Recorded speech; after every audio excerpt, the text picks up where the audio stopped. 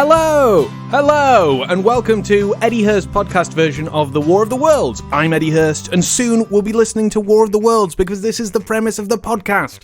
Each episode, we take a chapter of H.G. Wells' seminal sci-fi novel, throw in a few jokes, some deep dives of extra information, and some comedy songs. Sometimes we have some personal comedy friends on, and some bona fide experts in their field to add a little bit of colour to the tale of Martians invading the 75-mile radius area of London and Woking. But this chapter, it's just me, baby! We're going to be looking at Chapter 3. It's a bit of a shorter one, but don't worry, I've made up for it with some deep dives on colonialism. What else would you expect? You're welcome, guys. So, we're trapped in a scullery with the narrator and with the curate. We've been there since Chapter 1 this time. There's a lot of peephole action, so be sure to keep your ear out, because there might be a song this time about it. There's a song this time about it. If this is the first episode that you're listening to, thank you, welcome, come along, but really, you should be going back to the very start. It's a novel, there's a linear narrative, that's how this works. If you're a returning guest, thank you for making this your choice of audio escapism, in which case I would urge you, if you haven't already, to subscribe, like, rate, share, just let people know about the podcast, please. Look, nobody wants to keep banging on about it, but the more people know, the more people listen, and that's fantastic for the podcast, so what can I say? Forgive me for wanting success. But please, if you can review it, that would be really helpful. You can do that on Apple Podcasts or wherever you get your podcast, except for Spotify, frustratingly. So if you're on Spotify listening to this, thank you, but go review it somewhere else. It'll take a few minutes, makes all the difference to the podcast. Is there anything else to say? Oh, hey, if you want to see me live and you're in London, the big old smoke, the very place where the Martians will be invading, I'm going to be there as part of the Musical Comedy Awards on the 18th of September, 3 till 5 p.m. at Phoenix Arts Club, so come on down, please, support me. If you sign up to their mailing list, you get a £5 ticket rather than an £8 one, and Huge Davis, who I bloody love, is headlining it as well, so what a treat. Me and Huge. Hello. Hello? Hello? Right, anyway, enough about that. Follow me on Twitter at Eddie Hurst, Instagram the same, facebook.com/Eddie Hurst. Send us an email, eddiehurst@gmail.com if you want. Let's get into it, here we go. Chapter 3. The Days of Imprisonment. Alright, so just before we actually dive into it, we know where we are in terms of what's been going on. They've been trapped in a little scullery, haven't they? Now, what I picture in my head for this is very much the set from Bottom. That's what I think this is. We've got two lads who are losing their minds in a sort of abyss. Now, for any listeners who aren't from the UK, Bottom was a sitcom in the 90s starring Rick Mayall and Adrian Edmondson. Ade Edmondson, or Adrian, why not? Give him his full name, sure. Do what you want. Anyway, and it's like they're sort of in this dive-ish terrible flat, and it's very bleak. And that's just kind of, I think this is a bit of a... I like to think of the Curate and the narrator as like an odd couple kind of thing. I think you could make a decent sitcom out of this. I think it's a decent setup for a sitcom that they can't leave the room. It's like it's either a Beckett play or a sitcom, which is Bottom. That's Bottom in a nutshell. Turtle power. The arrival of a second fighting machine drove us from our peephole into the scullery, for we feared that, from his elevation, the Martian might see down upon us behind our barrier. At a later date, we began to feel less danger of their eye, for to an eye in the dazzle of the sunlight outside, our refuge must have been a blank blackness, but at the slightest suggestion of approach, drove us into the scullery in heart-throbbing retreat. Yet terrible as was the danger we incurred, the attraction of peeping was for both of us irresistible. I mean, this is ticking even more boxes for naughty boys trapped in a room, innit? I just, peephole. There must be like a spy hole? A spy hole is a better name? Peephole? Come on. It's a bit cheeky, innit? I think it's a bit too cheeky for people who are using it to see whether Martians are going to steal them and suck their blood out. That's just my opinion, anyway. And I recall now with a sort of wonder that, in spite of the infinite danger in which we were between starvation and a still more terrible death, we could yet struggle bitterly for that horrible privilege of sight. We would race across the kitchen in a grotesque way between eagerness and the dread of making a noise, and strike each other, and thrust and kick within a few inches of exposure. Move on, trying to peep at the Martian. Get off me, get up, I will kick you into nectar. You gotta get fucking... The fact is that we had absolutely incompatible dispositions and habits of thought and action, and our danger and isolation only accentuated the incompatibility. I mean, if he's only figured this out now, he's really taking his sweet time about it. Like, he's been nagging about the Curate all book, and now he's finally been like, you know what, I don't actually think we get along. At Halliford, I had already come to hate the Curate's trick of helpless exclamation, his stupid rigidity of mind. His endless muttering monologue vitiated every effort I made to think out a line of action, and drove me at times, thus pent up and intensified, almost to the verge of craziness. I mean, verge of craziness 100% sounds like a royalty-free version of Edge of Glory by Lady Gaga, doesn't it? It sounds like a rip-off track of that, so, I mean, here we go now, you know what that means. I'm on the verge of craziness, and I hope that I don't get sued. I'm on the verge of craziness, the Curate's acting like a loon. I'm on the verge, the verge, the verge, the verge, the verge, the verge, the verge. I'm on the verge of craziness. Now let me look through that peephole soon.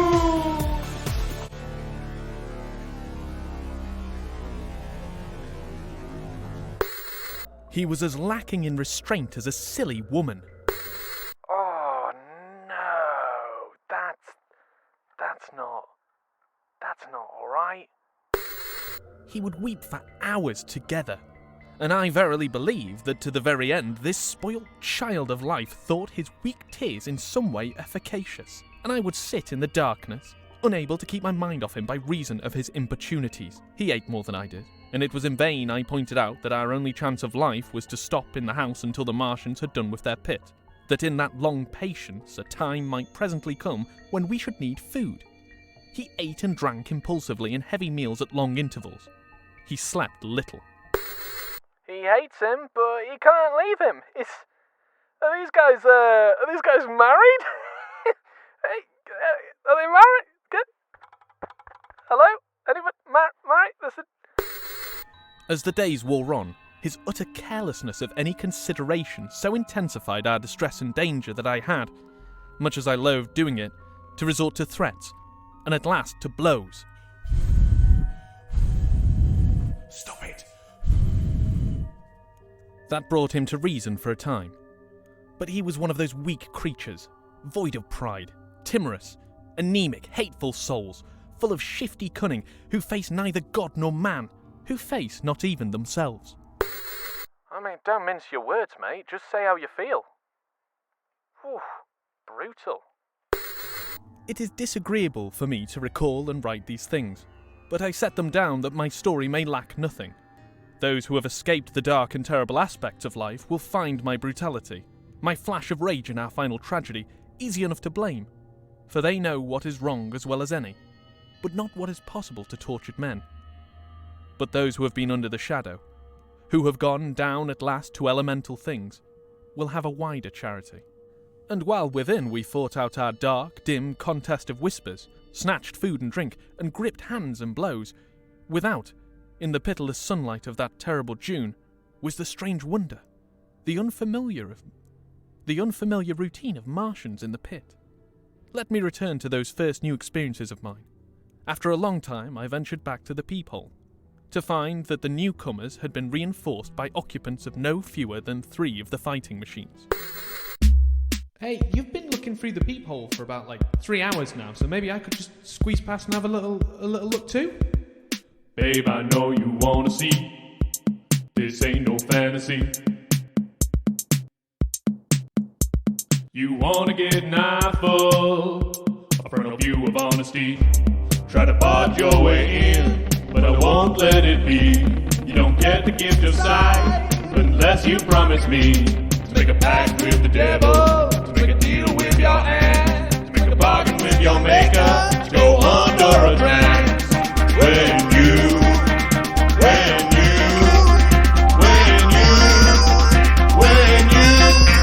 take a look at my people, baby. Take a look at a girl. Take a look at my people, honey, like you know that you should. When you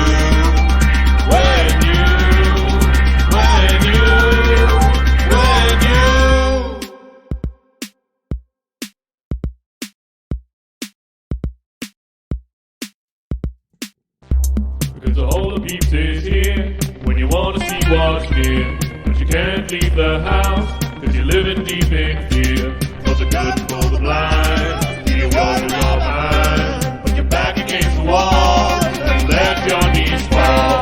When you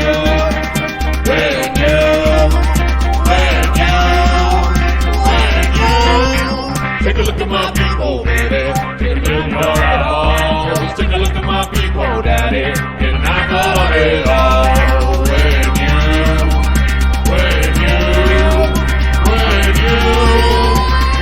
you.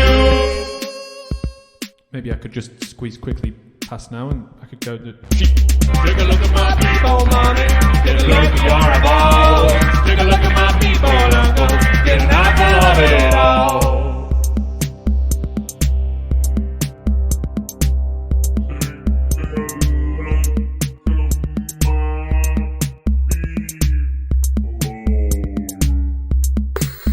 These last had brought with them certain fresh appliances that stood in an orderly manner about the cylinder. The second handling machine was now completed, and was busied in serving one of the novel contrivances the big machine had brought. This was a body replacing a milk can in its general form, above which oscillated a pear-shaped receptacle, and from which a stream of white powder flowed into a circular basin below. The oscillatory motion was imparted to this by one tentacle of the handling machine.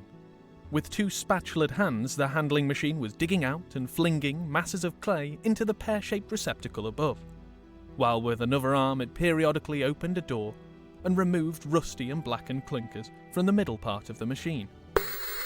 Hey up, it's me, the explaining lad. Now, I've got a few things I want to get off my chest.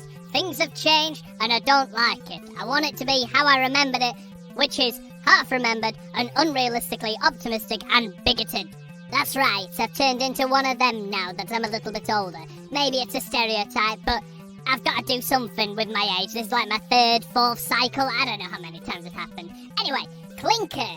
A clinker, it's a sort of hot rock that comes out of a processing of minerals and stone and things. So whatever they're doing here, it's like an industrial method, and that's what they're getting out. So they want to remove them so it doesn't damage the machines. Another steely tentacle directed the powder from the basin along the ribbed channel towards some receiver that was hidden from me by the mound of bluish dust. From this unseen receiver, a little thread of green smoke rose vertically into the quiet air. As I looked, the handling machine, with a faint and musical clinking, extended, telescopic fashion, a tentacle that had been a moment before a mere blunt projection, until its end was hidden behind the mound of clay. In another second, it had lifted a bar of white aluminium into sight. Wait, aluminium mining in Woking? What are they up to? Those sneaky cephalopods, those naughty interplanetary octopi, those bastard squid. Yeah, you nailed that, mate. At the risk of sounding like a Tom Waits soundbite. What's he building in there? Like, what is this? The Martians were already prepared to land and get some minerals out of our dirt. Like they had a landscaping plan in place. What are they going to do? Put a water fountain to go in with the quarries and the red gardens? I thought I'd take a minute outside of the book proper to have a little deep dive into where H.G. Wells might have got the idea of them changing the land, you know, messing around with it. Why an invading force would do that and try and take things away from the ground, and also why they're cultivating some unexpected red weed with it. Because I don't know about you guys, but when I first read about the red weed, I thought like, oh man, these guys are like terraforming Earth. They're terraforming Earth for Mars. Like, that's a scientific thing that H.G. Wells would like to write about. Which is that idea of like putting plants from your own planet onto another planet that you're visiting to try and make it habitable for humans to live on. They do it in The Martian. You know, the film with Matt Damon. He makes potatoes. Using his own poo. He has a great time. What's not to like? Poo potatoes. I then decided to go off to research terraforming, and it turns out that terraforming is only about forming something into terra, or Earth. Who would have thought that words have meanings? So what would it be, like Mars forming? I mean, it feels weird that there's not a word for another planet trying to make Earth habitable for them, but then I guess that's not really our word then, is it? That'd be the word that they use, and I'm actually personally really against cultural appropriation because I'm a great ally. Even to Martians sucking blood out of human spines, apparently. So anyway, what gives with the red weed? What's with all this aluminium? Well, put on your waders, because we're going on a squelch through the swampy marshes of setting up extraterrestrial shop. I'm talking about how imperial colonialism tackled their newfound lands. I mean, they weren't actually newfound. They'd been around for hundreds of thousands of years with civilization there. It was just that the colonists came along. How on earth could we get an idea to expect another intelligent creature to act when invading our planet than how we treat other intelligent creatures outside of our country when we invade them? And often inside our own country. Hooray! More colonialism talk! You're welcome. Thank you. Please stop clapping. Look, we're going to have a see how the British Empire approaches newfound lands, as that's largely what H.G. Wells would have had to either completely contrast or compare to. Alright? To quote Inez Sutton's colonial agricultural policy, one of the main functions of colonialism is to supply raw materials, especially those exotic, to Europe. That could be gold, ivory, diamonds, sugar. Whatever you could grab yourself or buy off someone else. Often the purpose of a colonial endeavour was to set up somewhere that you could then start taking stuff to bring back to the motherland. Want a steady supply of ivory? Set up on the Ivory Coast. Want a fresh cook every week? Hello, Cook Islands.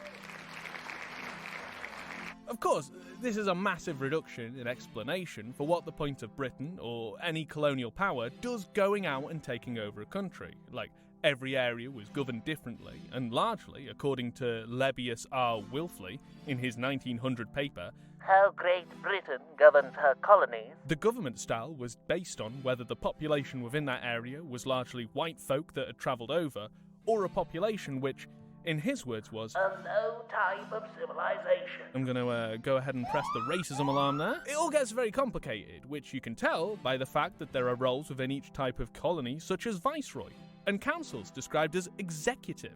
It's almost as if they deliberately set up a complex, large bureaucratic body made up of lots of smaller gatekeeping organisations to make it harder for those outside of it to understand and challenge it. But that couldn't possibly have been the situation, and definitely isn't something we still experience now. That's how they'd organise themselves once they are there, but when it comes to the actual treatment of the land, it's actually a little bit similar to what the Martians are doing. Metals, jewels, sugar, it's all stuff you can flog and get a better return on investment than Beanie Babies at a car boot sale. However, with all of these, it's all about scale. Working the numbers, setting up the deal, cashing out. BritishEmpire.co.uk has a great bit of information and detail on what these things are, which are referred to as plantations. Now, you've probably heard about plantations from when a Hollywood star apologises for having a wedding at one, despite having easy access to Google the history of that venue. It's firstly worth mentioning that any crops made from a plantation were all very labour intensive. So if they could get their hands on slaves, that would really help keep those pesky employee costs down. So the first thing that a lot of these places would have is humans captured and brought over to do work that was either too expensive or intensive. The two ifs. For a paid workforce to do. Harvesting things like sugarcane required people with machetes to hack them down over and over again with a workday that could be 18 hours a day. And that's a lot of toil. You know, time off in lieu. Only joking. They wouldn't get toil. They'd be lucky if they weren't flogged. There were two waves to the type of crops produced by plantations. First was cotton, sugar and tobacco. Second was coffee, rubber and tea. These were all crops that require a particular climate or soil to produce. And oftentimes, a potential plantation owner would literally and metaphorically plough through a whole load of different crops into their newly claimed land to see if any of the money crops would grow. If it did, the area would become singularly dedicated to producing it. Now, what the Martians are doing looks a little similar to our mining efforts. You know, what with them digging in the ground for stuff. This could potentially be another nod from Herbie G to the similarities between the Martians' invasion of England and the British colonisation of South Africa. Throughout the 1800s, Africa was seen as the big place for precious metals. Sure, Britain had coal, but Africa was a land filled with gold and jewels. As famous jewellery expert Gollum would say, as someone who grew up and lives in the north of England, it's a part of our local history to know that mining is both a big business and also a wildly dangerous one. I mean, even now, in 2006, there was a collapse in Australia that trapped some guys down there. You might remember Dave Grohl wrote a song about it. Just this year, as I was writing this, there was a collapse that trapped some miners in China. I can't wait to see what Dave Grohl does for them. So with modern technology and modern safety standards, it's still bad and dangerous. And it's not just the price in blood they're paying. It's also the toll it's taken on the environment. There's an island between Australia and Hawaii called Nauru. measuring 22 kilometres squared, that in 1900 was discovered to have massive phosphate reserves. That's a chemical you can use for making fertilisers, for farming and stuff. Between its discovery and by 1968, 80% of the land was strip mined by Germans, then British, and then the island population, leaving giant craters across the island. You can look it up on Google Maps if you want, it's really visible. Or not. I mean, live your life however you want. Don't worry, there is a happy ending for the island of Nauru, as whilst there's little to no natural resources there, it's expensive and difficult to import things in, and its only possible industry has died out because it was mined senselessly out of existence. It's now getting support from the Australian government, and in return being used as a... let me just check... detainment facility for refugees seeking protection in Australia. Right, that doesn't... sounds awful. So there's a bit of reflection on the Martians exploiting our land and digging it up with little care for the environment. Although, to be fair, they're not actually making the enslaved humans do it, so maybe that's not as bad? I'm just saying, like, if colonial Britain was cooking a pizza at 180 degrees in the oven, they're maybe cooking it at, like, 120, 150? Like, you're both making a pizza, but one of them's going to take longer. And has less slaves. So just bear that in mind. The second part of this deep dive is this red weed. Like, did they mean to bring it over? The fact it's called a weed, sort of, by definition, means that it was unplanned. You know, like, we know that Martians had the ability to pick stuff up and move it around if they wanted to. You know, they can stand up in our atmosphere, just about, and they can definitely stand up over there, according to H.G. Wells. And you know what? Hey, we brought over stuff to places that didn't want it too. There are loads of examples of colonists accidentally mucking around with local environments. You know, like cane toads in Australia, grey squirrels in the UK, even a green crab somewhere? Like, all over the world, apparently? I don't know. Of course, introducing animals and plants into an environment is bad, but worse, I'd say, is bringing disease. You know, like at a dinner party, if someone brought a pet as a gift, it's a bit of a pain in the ass. But if someone brings typhoid, that's really going to ruin the atmosphere. And guess what? Colonists did that too. Probably most devastatingly in America. Whilst there's no way of knowing the actual number of deaths, a study in 2018 found that an estimated 55 million people died of disease following the European conquest of the Americas starting in 1492. Whilst Columbus thought he had landed in India, he definitely didn't know he'd be giving the welcoming gift of smallpox. In its tour through the continent, it's now believed more of the indigenous population were victims of this unconscious biological warfare than the actual warfare that took place afterwards. So again, I mean, the Martians' red weed isn't ideal, but I'd take it over smallpox. I mean, I'm not sure why they're my only options, but look, we play with the hand we're given, not the deck we want. I wonder if the Martians will bring any biological implications like that.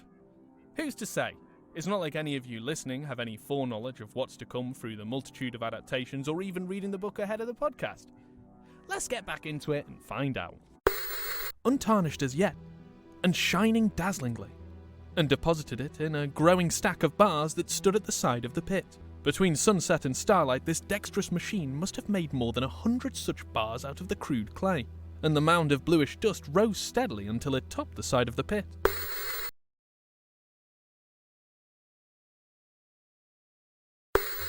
The contrast between the swift and complex movements of these contrivances and the inert, panting clumsiness of their masters was acute, and for days I had to tell myself repeatedly that these latter were indeed the living of the two things. The curate had possession of the slit when the first men were brought to the pit. I was sitting below, huddled up, listening with all my ears. Now, I'm going to go out on a limb and assume that that's 2, because he's not told us anything else. And if it's more than 2, you would have thought you'd have brought that up at some point. Like, just, oh, hey, I'm the narrator, Martians have arrived, oh, by the way, I've got 3 ears.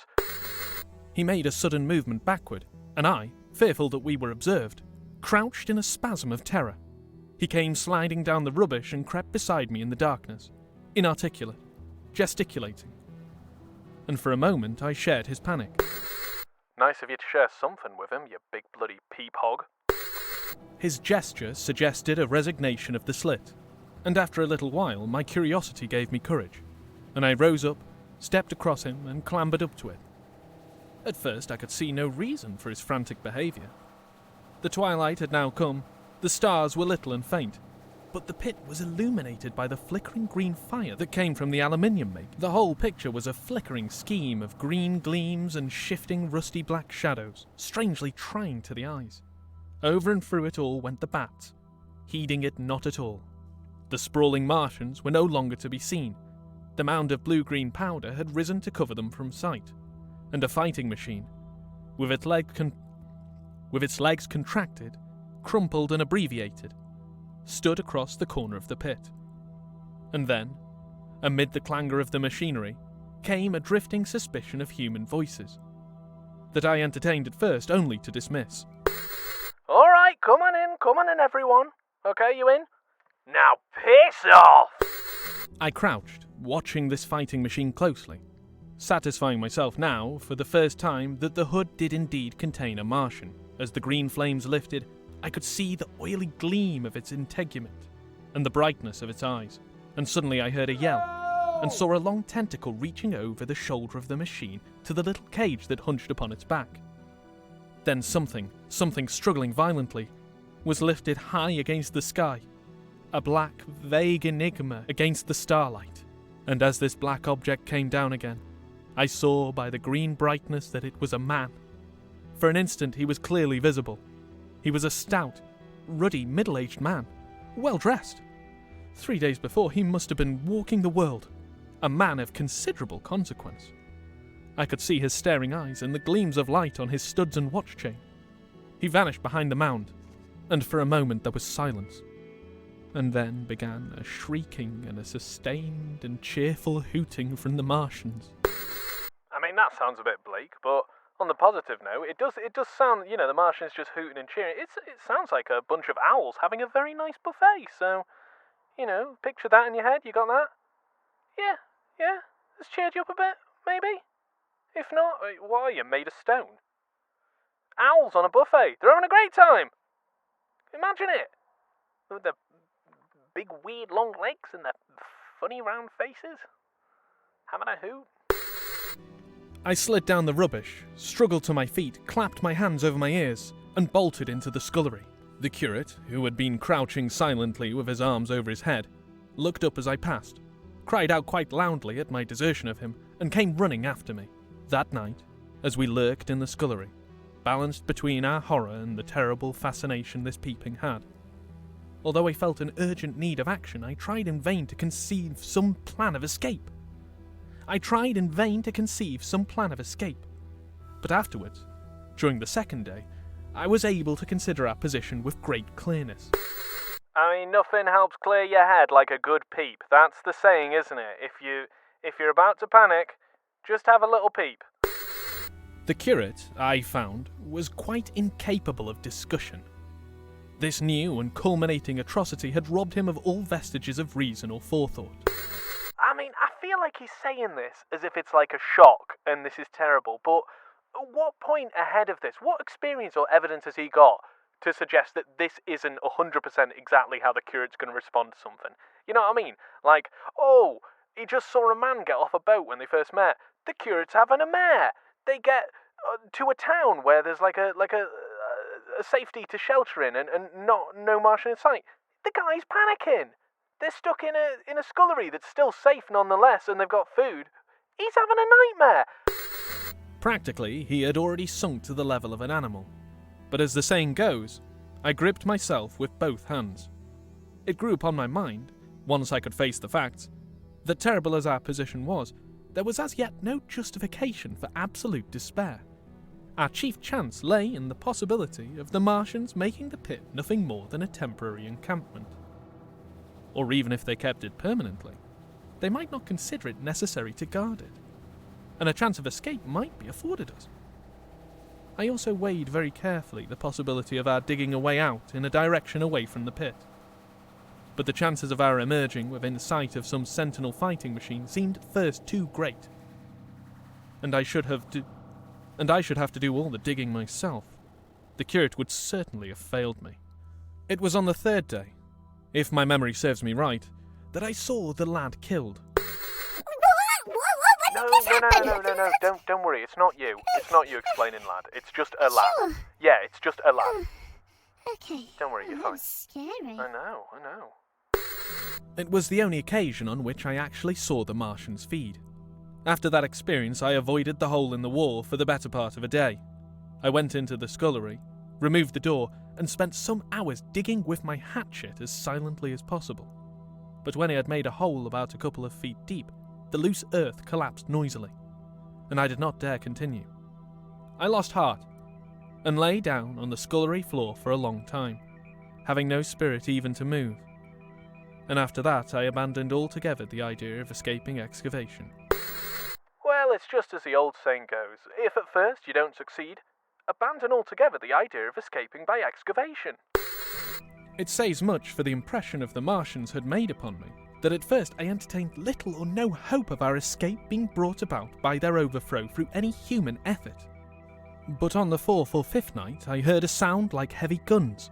It was very late in the night, and the moon was shining brightly. The Martians had taken away the excavating machines, and, save for a fighting machine that stood in the remoter bank of the pit, and a handling machine that was buried out of my sight in the corner of the pit immediately beneath my peephole, the place was deserted by them. Except for the pale glow from the handling machine and the bars and patches of white moonlight, the pit was in darkness. And, except for the clinking of the handling machine, quite still. That night was a beautiful serenity. Save for one planet, the moon seemed to have the sky to herself. I heard a dog howling, and that familiar sound it was that made me listen. Then I heard quite distinctly a booming exactly like the sound of great guns. Six distinct reports I counted. And after a long interval, 6 again. And that was all.